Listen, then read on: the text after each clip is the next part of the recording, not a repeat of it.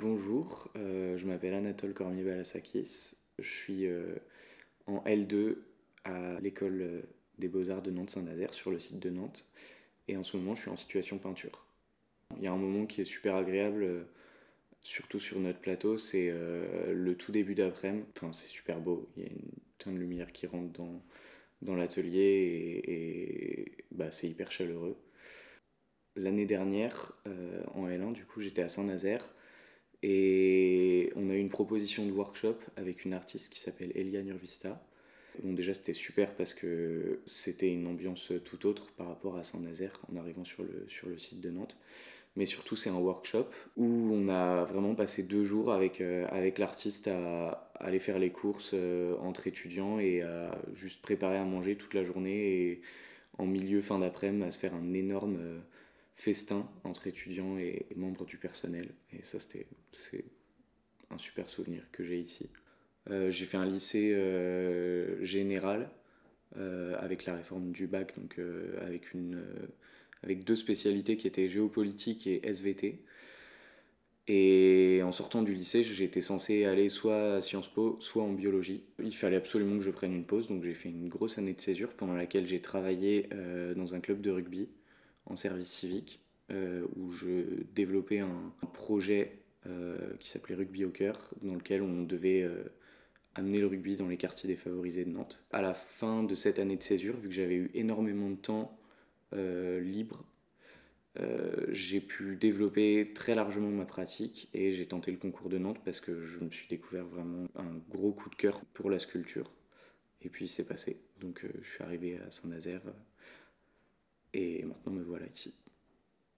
J'ai pas d'artiste précis en tête, mais il y a quand même quelqu'un qui me touche parce que je lui trouve des points communs avec ma façon de travailler. C'est un artiste qui s'appelle Vincent Laval, qui est diplômé des Beaux-Arts de Paris et qui se qualifie lui-même d'artiste cueilleur en fait. Donc il va faire des grandes marches en forêt et tout au long de ces espèces de retraites méditatives, il va ramasser des morceaux de bois tombés par terre et il va ensuite, à partir de ces morceaux de bois, en n'y apportant quasiment aucune modification, composer des immenses structures assez complexe. Donc c'est un travail qui est vraiment hyper axé sur le territoire, le lien avec la nature.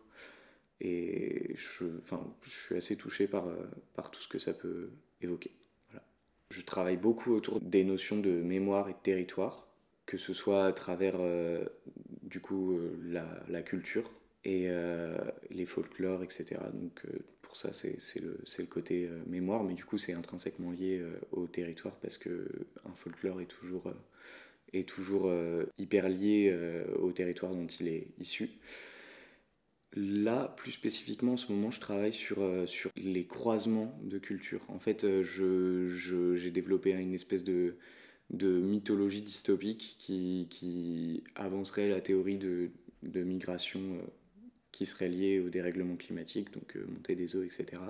Et à la façon dont les cultures, les mythes et du coup les folklores viennent s'hybrider, s'influencer, se faire évoluer mutuellement et finissent par donner quelque chose de complètement inédit.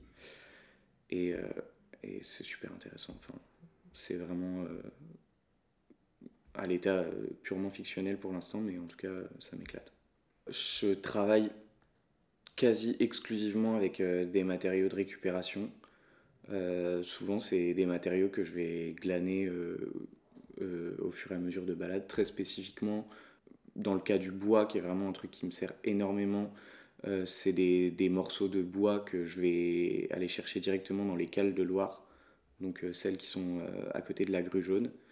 C'est des matériaux qui, pour moi, sont hyper forts de sens parce que le bois flotté, c'est une histoire, c'est un objet qui est façonné par la nature et par les éléments, donc qui se suffit quasiment à lui-même et qui vient vraiment sublimer toutes les pièces qu'elle compose, je trouve. Après, j'aime beaucoup bosser aussi la toile de jute parce que, pareil, c'est quelque chose que je trouve très évocateur. Ça amène plein de questions qui ont attrait à la migration, qui ont forcément une signification hyper forte, notamment autour du capitalisme, parce que c'est vraiment un truc qui permet d'optimiser le transport des matériaux et des denrées alimentaires de base. Donc voilà. J'étais pas du tout prédestiné à ce genre de choses vu mon parcours scolaire jusqu'ici. Faut tenter quoi. Faut se laisser complètement aller dans sa pratique. Faut toujours rester à l'écoute de ce que te conseille le personnel, les techniciens, les profs, même s'il faut pas trop se laisser monter la tête par ce qu'ils peuvent te dire parce que finalement bah, ils sont là surtout pour te conseiller et c'est ta pratique personnelle qui compte au final. Faut pas se fermer des portes, faut vraiment essayer de tester plein de trucs, de toucher à tout et de s'amuser le plus possible. Et je pense qu'il n'y a pas de meilleur lieu que les beaux-arts pour ce genre d'expérimentation.